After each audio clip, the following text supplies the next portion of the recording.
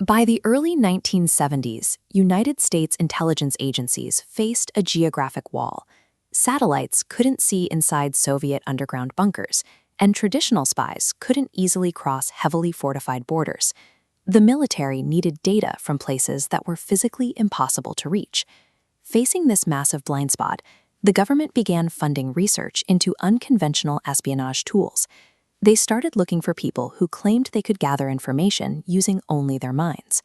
One of those people was Ingo Swann, a New York artist and former Scientologist.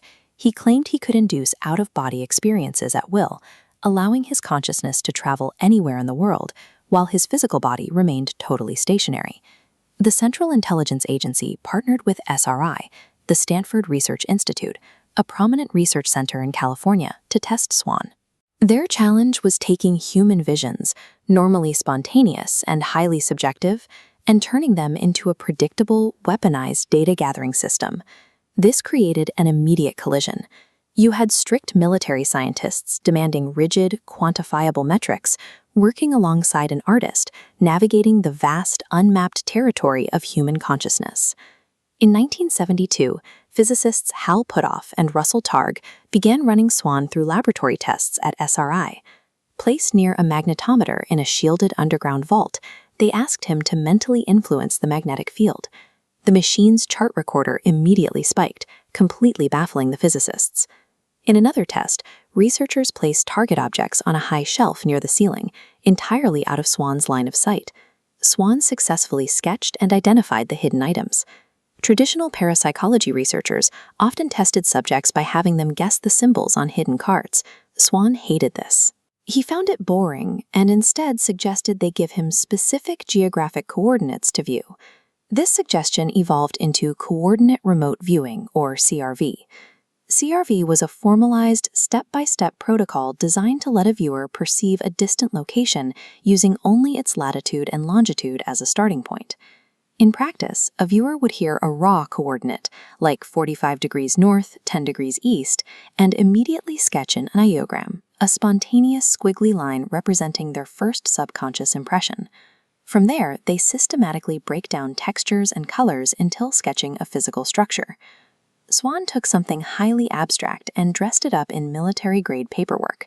By creating a standardized, bureaucratic process, he gave the intelligence community the cover they needed to legitimize paranormal research.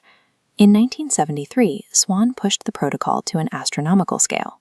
Before physical spacecraft had ever reached the outer planets, he asked to remote view Jupiter. During a recorded session, he described specific features of the Jovian atmosphere. He explicitly claimed to see bands of ammonia ice crystals and a series of planetary rings. Years later, the physical Voyager and Galileo space probes arrived at Jupiter. Their physical instruments recorded a ring system and high-altitude ammonia ice clouds, matching details Swann had logged in his session. Outside the SRI laboratories, skeptical researchers heavily criticized the findings. They identified a significant flaw in the testing protocols, called the free response method, a testing format where the subject gives unstructured, open-ended answers rather than choosing from a fixed list. This animated diagram shows the mathematical problem with the free response method. If a psychic throws 100 vague impressions at the wall, a judge can easily cherry-pick the 5 that match the target and ignore 95 misses, creating a false positive. Despite the criticism, the military expanded the research into a highly classified operation known as Project Stargate. Swann's claims escalated wildly. He reported meeting a covert operative named Axelrod and remote viewing artificial structures on the dark side of the moon. In his book, Penetration, Swann claimed his abilities attracted off-world attention, describing an encounter with a telepathic extraterrestrial woman shopping in a Los Angeles supermarket. The intelligence community spent millions trying to compress extrasensory perception into a clean, predictable military tool. Instead, the subject's experiences violently broke out of those parameters, leaning entirely into science fiction. In 1995, the CIA declassified the psychic spy programs and shut them down. Official reports concluded that remote viewing had never produced a single piece of actionable, reliable intelligence. The military abandoned the project, but Swann's CRV manuals leaked to the public. Those documents birthed a massive civilian subculture of remote viewing enthusiasts that still exists today.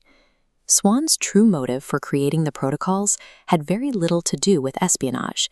He operated on a philosophical framework he called reality boxes, the invisible societal boundaries of belief and conditioning that limit how we experience life.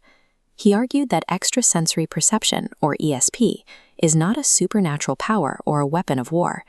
To Swann, it was a biological sense inherent in all humans, one that modern society actively trains us to suppress. Throughout his life, Swann painted vast cosmic landscapes and wrote extensive literature to challenge those constraints. He used his art to shatter the rigid institutional boundaries he had briefly helped build.